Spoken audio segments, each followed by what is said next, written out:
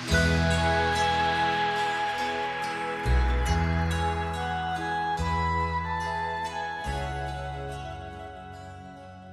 dia. Gálatas 3. Livro de Gálatas, capítulo 3. Que é Paulo, o apóstolo Paulo, escrevendo a igreja em Galácia. Ó Gálatas insensatos, quem vos enfeitiçou? Não foi diante dos vossos olhos que Jesus Cristo foi exposto como crucificado?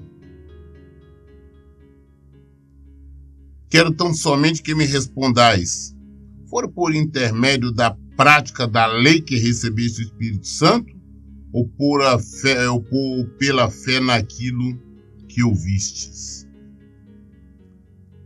Paulo, ele é bem enérgico, chamando a atenção da forma enérgica da igreja na Galácia.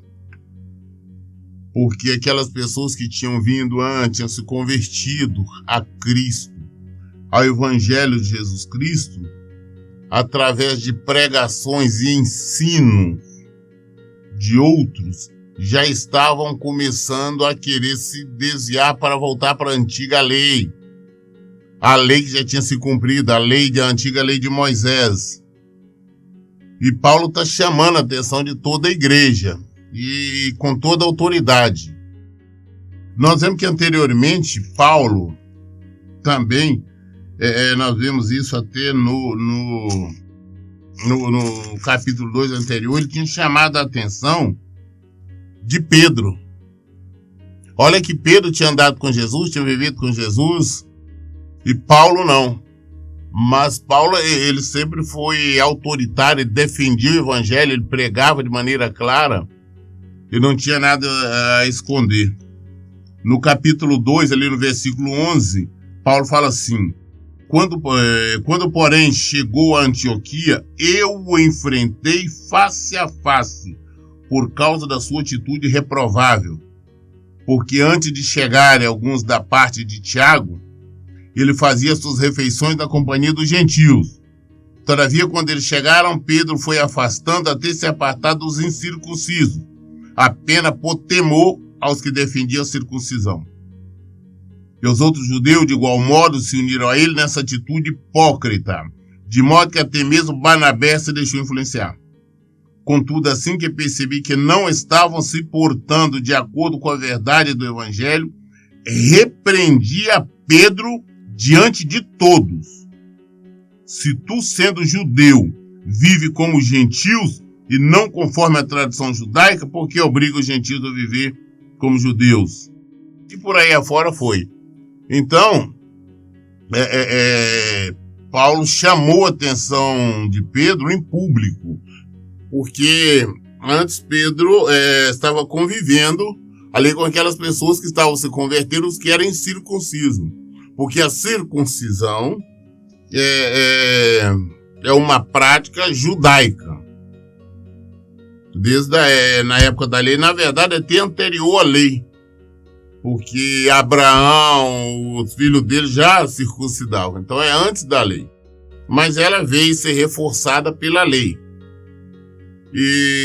Mas só que depois da vinda de Jesus, Jesus disse: olha, eu quero a circuncisão no coração, não é no corpo, não. Porque a circuncisão é um ferimento ali, é um corte ali no pênis dos homens. Então ele pegou e disse, então ele chamou a atenção, falou: olha, você, antes do povo de Jerusalém descerem para cá, você estava no meio dos gentios. Agora que chegaram, você se afastou. Isso é uma hipocrisia.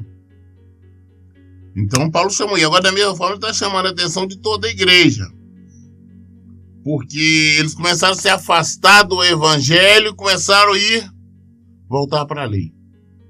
Pensar na lei dos judeus. Isso por influência de alguns pregadores. Ou seja, as pessoas vieram a Cristo, começaram bem, mas já começaram a se desviar dentro do próprio tempo. Hoje nós vemos isso muito bem, tem muitas pessoas que vêm, procura Cristo, procura Jesus, se convertem, se batizam, só que ao longo do tempo deparam-se com igrejas, com pregadores que pregam o contrário da palavra de Deus.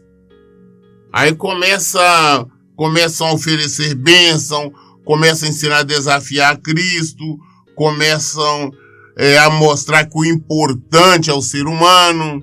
Ah, não, é o sonho de Deus, é isso, é aquilo, sendo que não é nada disso. Então as pessoas se afastam do evangelho e vão para esse tipo de coisa. Hoje são muito os pregadores que, na verdade, o que eles ensinam é autoajuda.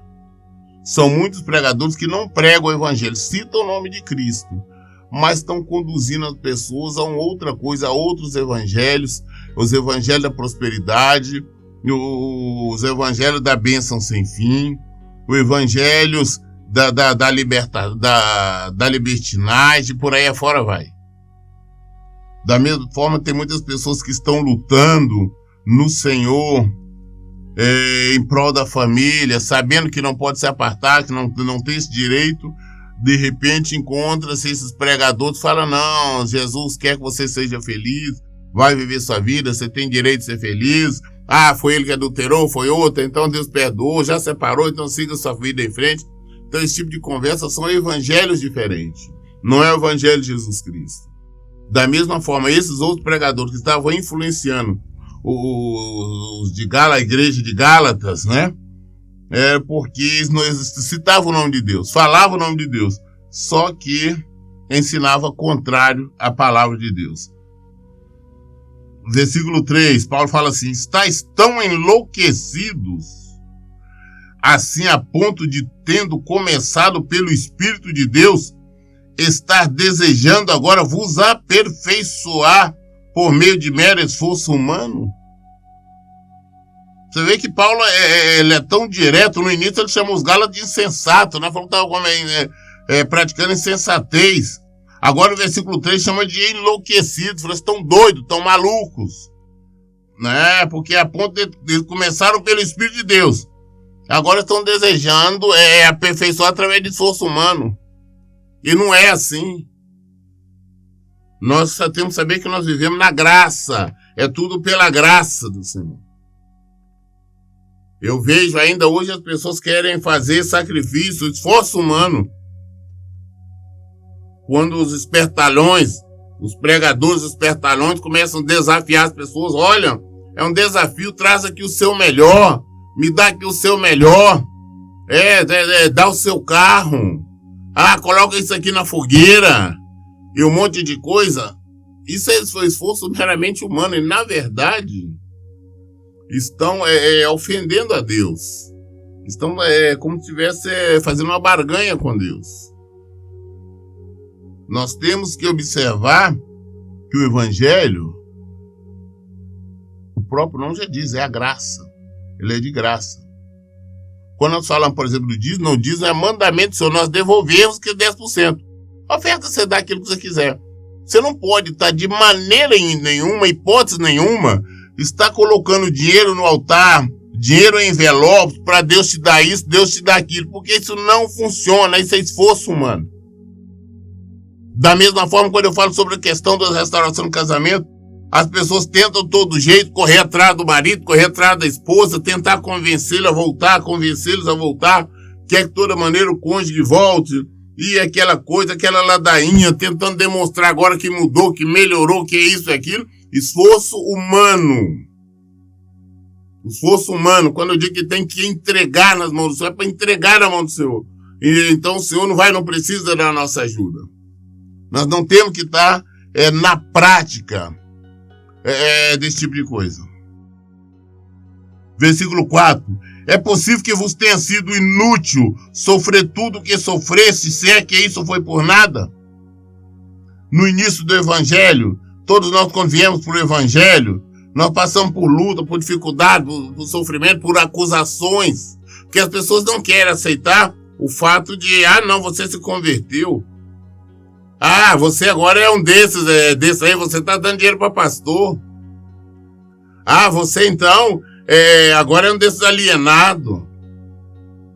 Aquele que agora você não pode beber, você não pode fazer isso, não pode fazer aquilo. Realmente não podemos. Nós sofremos acusações de próprios familiares, amigos. A discriminação existe. Então, quando nós começamos ali, Jesus disse que nós temos que carregar a nossa cruz. Falou, você quer me seguir? Pega a sua cruz e carrega. Então, quando nós estamos começando, vem todas essas lutas. Aí, no final, nós deixamos ser corrompidos, ludibriados, enganados por outras pessoas e vamos nos afastando, vamos voltando para o mundo. Nós já queremos outra coisa, queremos um evangelho light, tranquilo, um evangelho descompromissado. E aí nós caímos.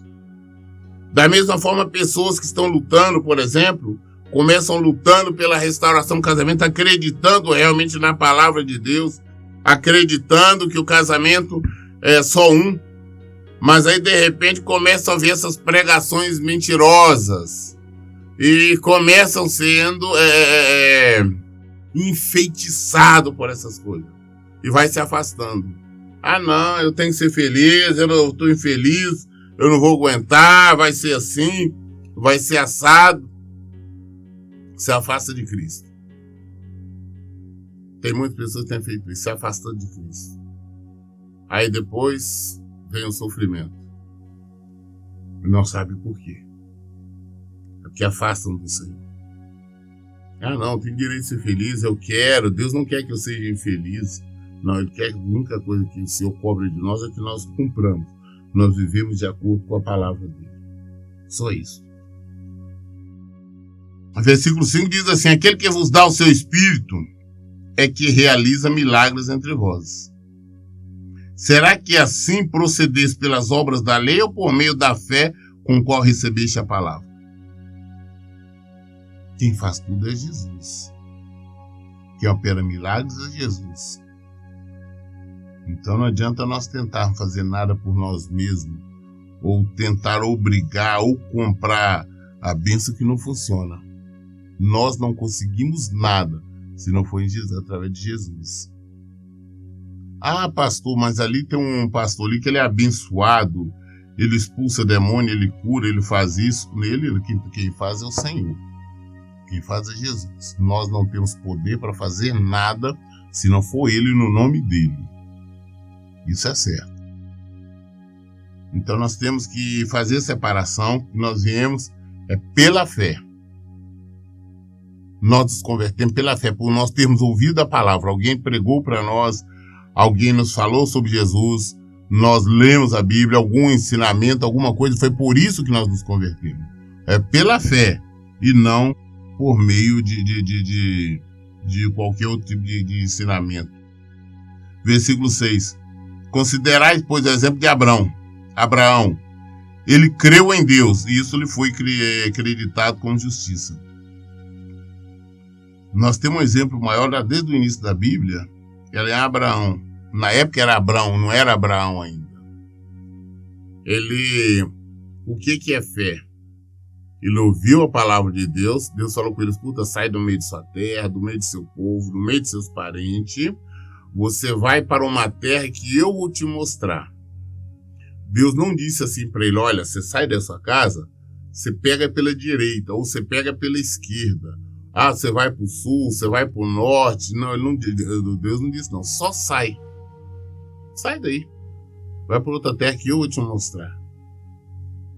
Mandou ele abandonar os parentes dele, abandonar a família dele, a parentela dele. E ele saiu, só foi ele, a mulher e um sobrinho, o Ló. Só. Saiu. Foi para a terra, vagou por várias terras, passou luta, passou dificuldade, passou fome. Aí desceu uma vez no Egito e por aí afora.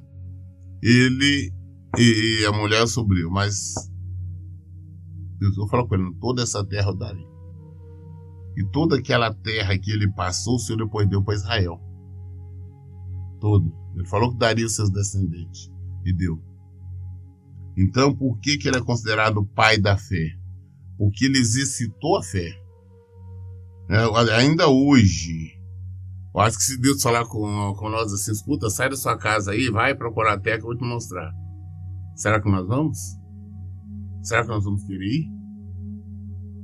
Ah, não, sai daqui. Pra onde eu vou? Não sei. Vai pra onde? Eu vou te mostrar. Aí você sai. Deixar meus parentes, deixar minha família, deixar minha segurança. Não. Abraão fez. E ele ficou peregrinando muito tempo, terra em terra por ali, e o Senhor o honrou.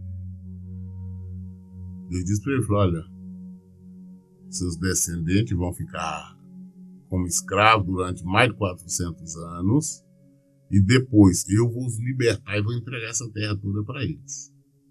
E assim o Senhor fez. A palavra de Deus se cumpriu. Abraão, ele teve fé na palavra do Senhor, porque Deus falou assim, ó, da sua descendência, do seu Isaac, farei uma grande nação e abençoarei todos os povos. Ele creu nisso, ele creu na palavra, foi pela fé. Prova tal que quando Deus pegou e falou com ele, escuta, traz o seu filho aqui no monte e sacrifica ele para mim. Ele não teve dúvida, ele não titubeou. Ele falou, não, porque é meu único filho que eu amo, só vai fazer isso? Não. Ele foi tranquilamente. Por que ele foi? Porque ele já tinha tido a palavra de Deus, Deus tinha dito para ele assim, que faria uma grande nação da sua herança e que em Isaac seria abençoado. Então ele sabe, a própria palavra nos fala que ele sabia que mesmo que se ele matasse ali o Isaac, Deus era o Deus do impossível, de mesmo da cinza fazer renascer novamente o Isaac. Ele foi, colocou lá e já ia matar o Isaac, sacrificar com a faca na mão. Quando Deus falou, não faça nada disso. Eu queria saber realmente o que tinha no seu coração. Ele mostrou que tinha no coração. Ele é o pai da fé. Então, a mesma coisa, nós temos que aprender a viver pela fé na palavra. Nós não vivemos não é por uma lei, não. Ah, com a lei diz isso, diz aquilo. Não, o que Jesus diz. O que Jesus disse é lei. Versículo 7. Estejais certo, portanto, de que os que são da fé, precisamente estes é que são filhos de Abraão. Quem é filho de Abraão? Quem vive pela fé. Todo mundo fala, não, pai Abraão, não, pai Abraão, Deus, Abraão é considerado pai da fé. Ele é considerado nosso pai da fé porque ele é o exemplo de fé. É por isso que nós temos que ter fé no Senhor. Na palavra dele, ele nos fala isso, nós temos que acreditar. Ele peregrinou, Deus falou assim, olha, eu vou te dar seus descendentes terão uma boa terra. Ele creu nisso. Hoje Deus fala para nós, Jesus fala para nós, olha, tem uma terra para vocês, tem um paraíso para vocês. Agora nós temos que crer. Se nós cremos, nós andamos em conformidade com a palavra dele. Versículo 8 diz assim, a Escritura, prevendo que Deus iria justificar os não-judeus pela fé, anunciou com antecedência as boas novas a Abraão. Por teu intermédio, todas as nações serão abençoadas. Deus, sabendo que ia abençoar todos nós que não são judeus, não judeus do mundo todo, ele falou exatamente isso com Abraão. Falou, olha, por teu intermédio, através de você, todas as nações serão abençoadas. Nós somos abençoados através da bênção que veio a Abraão. Então, quando nós falamos, ele é nosso pai da fé, sim. Ele deu exemplo de fé. É isso que nós temos que observar. Desse modo, 9, o versículo 9, desse modo, os que são da fé são abençoados com Abraão, o homem que realmente creu. Dessa forma, nós somos abençoados através de Abraão, porque ele realmente creu. Ele é realmente o pai da fé, ele mostrou a fé, ele demonstrou a fé. Aí, lá no livro de Tiago, ele fala, a fé sem obra, ela é morta. Qual foi a obra de Abraão? Ele creu. Qual foi a obra de Abraão? Deus falou, sai da sua terra, ele saiu. Obra. Qual foi a obra de Abraão? traz o seu filho aqui, sacrifica ele para mim. Ele levou, já estava com a lenha, tudo, falou sacrificar. Ele creu. Agora nós falamos se nós cremos em Deus, mas nós não sabemos exercitar essa fé, nós temos dúvida. O Senhor já nos falou pela palavra. Casamento é um só. Mas nós não cremos. Deus já falou pela palavra que Ele cuida de nós não cremos. Nós temos que aprender a aplicar a fé, a viver a fé. Existe uma promessa de Deus? Pronto, acabou. Nada importa. Eu sei que não vai acontecer nada no sentido porque eu tenho a promessa de Deus. Então nós temos que aprender a obedecer, nós temos que aprender a viver a palavra do Senhor. E aí eu fico observando, tem pessoas ainda que chegam até para mim, pastor, mas por que lá na lei, lá no livro de Levítico, lá em Número, Deuteronômio, fala que Moisés manda dar carta de divórcio, esse tipo de coisa.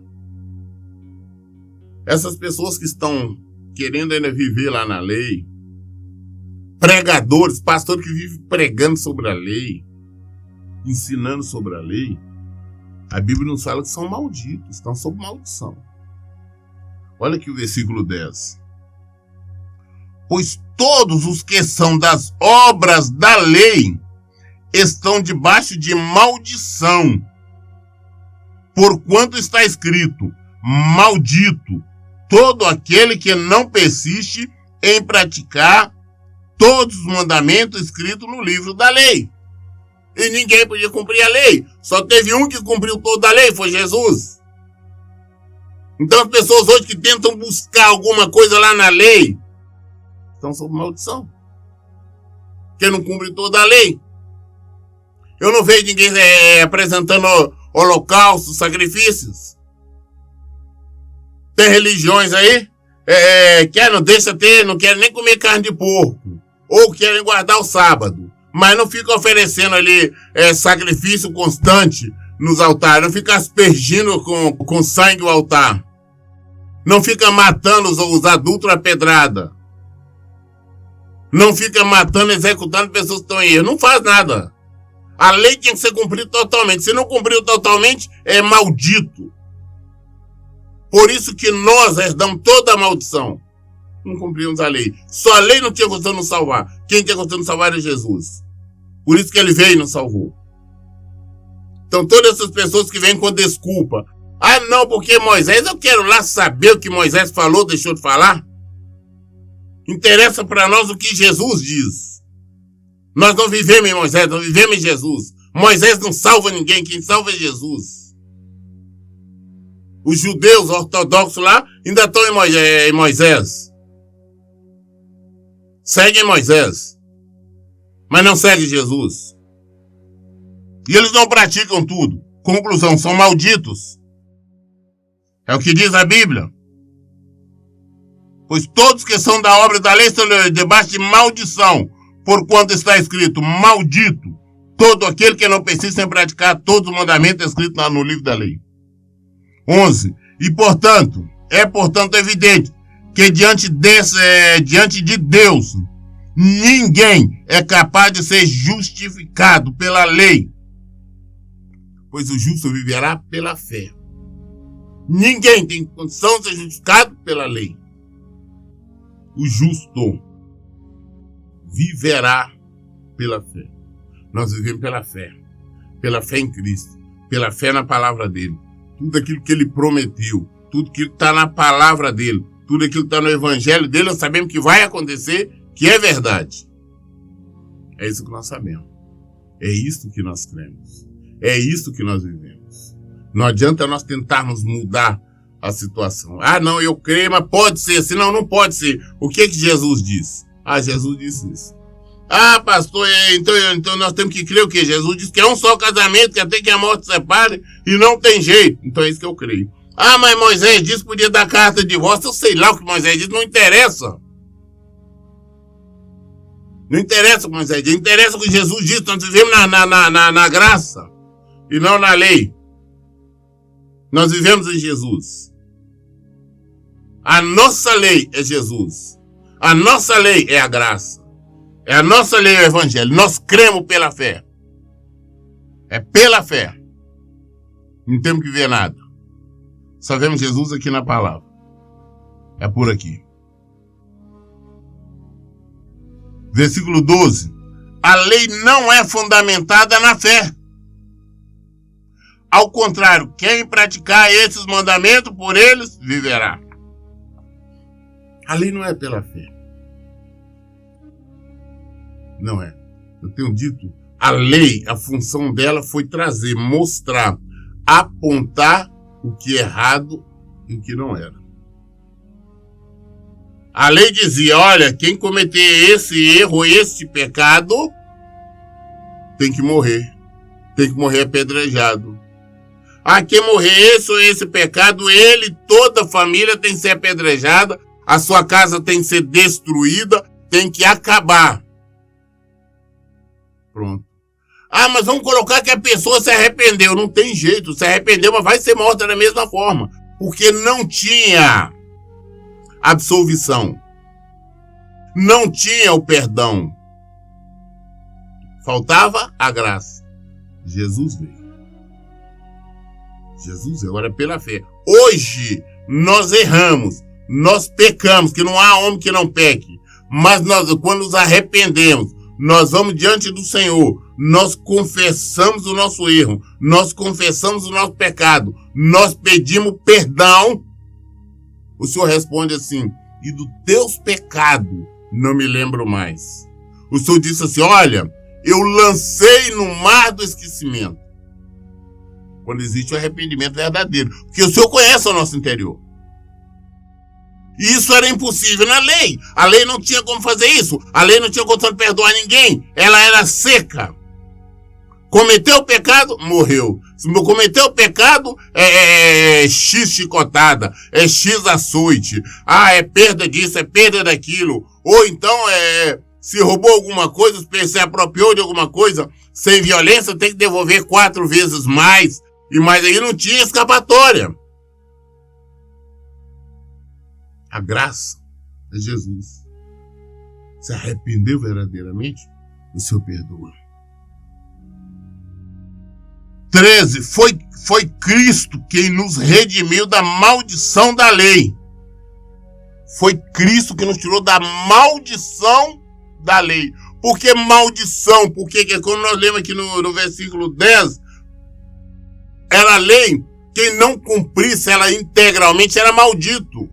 E não tinha condição de ninguém cumprir. Só existiu um. O único que cumpriu toda a lei foi Jesus Cristo.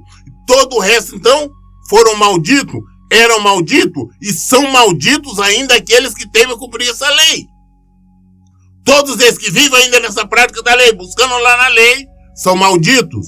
Aqueles que querem viver lá em Levítico, que querem viver lá em Deuteronômio, que querem viver em Número, são malditos. É o que a palavra diz, nós vivemos em Jesus, nós vivemos na graça. É isso que nós vivemos. Quem quer viver lá são malditos. Foi Cristo que nos redimiu dessa maldição. Foi Ele que nos tirou desta maldição. E Ele se fez maldito. Jesus se fez maldito em nosso lugar. Foi Cristo quem nos redimiu da maldição da lei, quando a si próprio se tornou maldição em nosso lugar. Pois como está escrito, maldito todo aquele que for pendurado no madeiro. A antiga lei dizia exatamente isso, todo aquele que for crucificado, todo aquele que for na cruz, ele é maldito. Jesus assumiu toda a maldição e foi crucificado, ele se tornou maldito em nosso lugar. A maldição do mundo recaiu sobre ele. Ele assumiu toda a maldição para nos libertar. Então, é ilógico a pessoa querer ainda viver numa lei que se cumpriu, Jesus acabou, não existe mais, sendo que nós vivemos na graça. Hoje nós vivemos pela fé. O justo viverá pela fé. É isso que nós vivemos. Então temos que esquecer lá a lei. Ah, não, tá, não. É para o nosso conhecimento, sim. Mas não prática. Praticamos Jesus. Vivemos na prática da fé. Vivemos pela fé. Foi Cristo quem nos redimiu da maldição da lei, quando a si próprio se tornou maldição em nosso lugar. Pois como está escrito, maldito todo aquele que for pendurado no madeiro.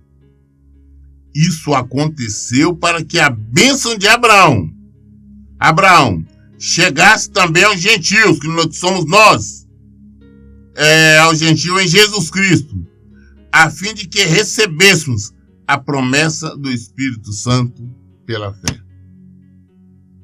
A promessa de Abraão se cumpriu em nossas vidas. Nós somos gentios, porque nós não somos hebreus, nós não somos judeus. Somos abençoados, nós somos da fé através de Abraão. Então, vivemos na lei de Cristo, não na lei vivemos em Jesus. Eu li o livro de Gálatas, capítulo 3 até o versículo 14. Todas as dúvidas nós esclarecemos na Bíblia. Por isso eu falo em todo o tempo, leiam e pratiquem a Bíblia. Que Deus abençoe. Tenham um bom dia.